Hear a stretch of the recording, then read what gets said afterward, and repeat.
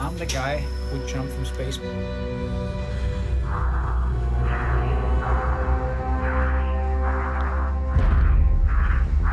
I wanted to be the first human outside of an aircraft breaking the sound barrier. I wish to see what I can see.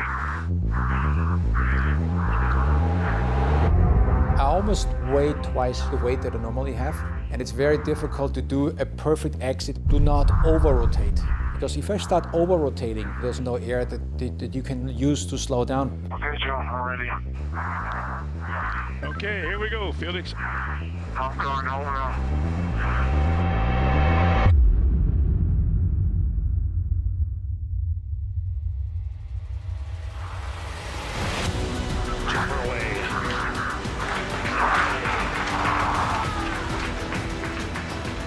First 25 seconds, it looked like everything's under control.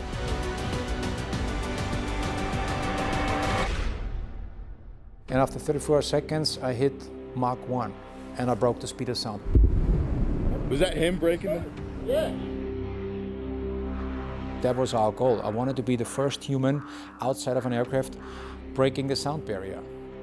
Because of the fact that a lot of those scientists said prior to the jump, you're gonna spin like crazy, and the other half said, we don't think anything is gonna happen. I was mentally prepared to spin, but I was hoping that I'm not gonna spin.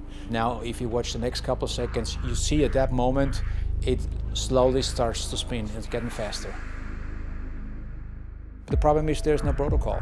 There's nobody in the world telling you, listen, Felix, if this happens, you have to do this while the whole world is watching. Then I was trying to move my arms around a little bit, just maybe it does something, and then it stopped for a second, but now it starts getting the opposite direction, you know, and then it really ramps up. At that moment, it's not about breaking records anymore. At that moment, it's all about survival. Speed 600 miles per hour. There's only one way for the blood to leave your skull, and that's through all the eyeballs. If that happens, you're gonna die. Speed 700. I had a G-Whiz attached to my hand. The G-Whiz is a device that it fires a drogue chute that pulls you out of that flat spin. That's why I put my hands in to trick that G-Whiz. It's less G, and now the G-Whiz senses, oh, less G, that means he's getting it under control. I turned around and I was stable as a rock. Showing Felix a stable descent. So when you look at my suit, you know, the more you fall, the more depressurized the suit gets, and here you can already see the suit flapping. You look at the sky, it's blue now, you know, so we went from black sky back to blue sky. If you look at the right corner, Luke was dropping some flares, and it gives me the perfect direction for the wind. Now this is a very important moment.